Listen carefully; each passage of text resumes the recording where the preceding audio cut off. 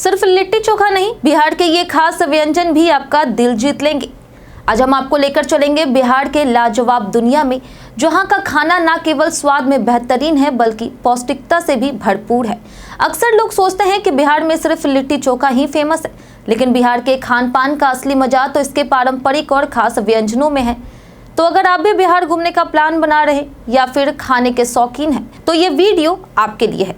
बिहार अपने ऐतिहासिक और सांस्कृतिक विरासत के साथ साथ अपने अनोखे खान पान के लिए भी जाना जाता है। पटना, नालंदा, गया जैसे शहरों में हर साल सैकड़ों विदेशी और देसी पर्यटक बिहार के सांस्कृतिक और स्वादिष्ट व्यंजनों का आनंद लेने आते हैं। यहाँ का खाना आपको न सिर्फ तृप्त करता है बल्कि आपको बिहार की मिट्टी, उसकी खुशबू और उसकी संस्कृति से भी जोड़ता है।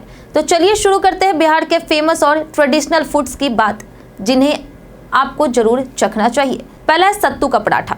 सत्तू का पराठा बिहार का एक बहुत ही खास और हेल्दी व्यंजन है, जो भुने हुए चने के आटे यानी सत्तू से बनाए जाते हैं। इसमें प्याज, लहसुन, हरी मिर्च, अजवाइन, नींबू का रस और सरसों के तेल का तड़का होता है, जो इसे और भी स्वादिष्ट बनाता है। इसे गेहूं के आटे की लोई में भरकर तवे पर घी या तेल से सेका जाता है। सत्तू प्रोटीन और फाइबर से भरपूर होता है, इसलिए ये गर्मियों में ठंडक और ऊर्जा दोनों प्रदान करता है। बिहार की तेज गर्मी में यह डिश आपको तरोताजा रखती है और आपकी बॉडी को प्राकृतिक ऊर्जा से भर देती है। दूसरा है चना घुगनी।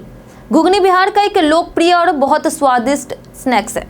इसे उबले हुए काले या पीले मटर से बनाया जाता है। इसमें प्याज, लहसुन, अदरक, हरी मिर्च, टमाटर और खास मसालों का उपयोग होता है। ऊपर से नींबू रस और हरा धनिया डालकर इसे सर्व किया जाता है। घुगनी न केवल खाने में स्वादिष्ट होती है बल्कि प्रोटीन और फाइबर से भी भरपूर होती है, जिससे पेट भरा रहता है और पाचन भी बेहतर होती है। बिहार के हर मेले, त्योहार और नुक्कड़ पर आपको घुगनी के स्टॉल आसानी से मिल जाएंगे। तीसरा है दाल पिट्ठा। दाल पिट्ठा बिहार का एक अनोखा और पारंपरिक व्यंजन है, जो चावल के आटे से बनाई गई लोई में मसालेदार दाल भरकर भाप में पकाया जाता है।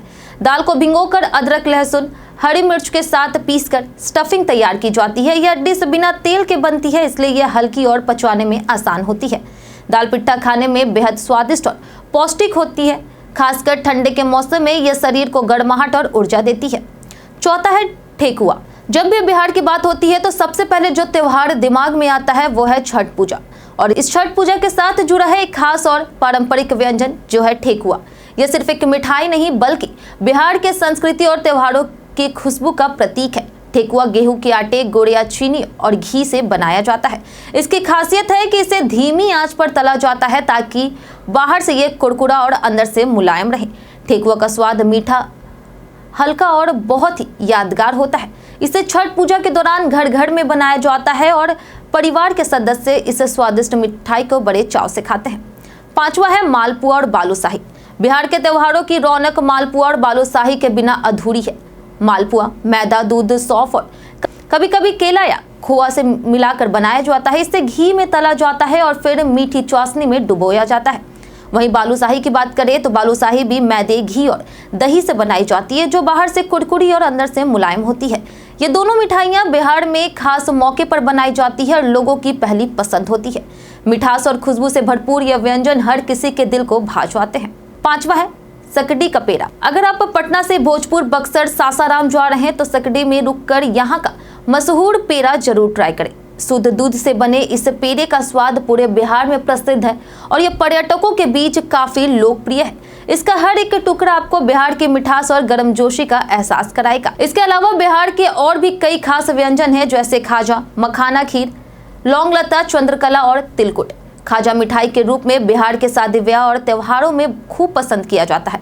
वहीं मखाना खीर अपने पौष्टिक गुणों के लिए मशहूर है और इसे खास तौर पर त्योहारी मौसम में बनाया जाता है। लौंग लता और चंद्रकला जैसी मिठाइयाँ बिहार की सांस्कृतिक विरासत की चमक है। तो दोस्तों, ये थे बिहार के कुछ बेहद स्वादिष्ट और पारंपरिक व्यंजन, जो न सिर्फ खाने में लाजवाब है बल्कि हमारे स्वास्थ्य के लिए भी बहुत फायदेमंद है। अगली बार जब भी आप बिहार आए तो लिट्टी चोखा के अलावा इन व्यंजनों को भी जरूर ट्राई करें।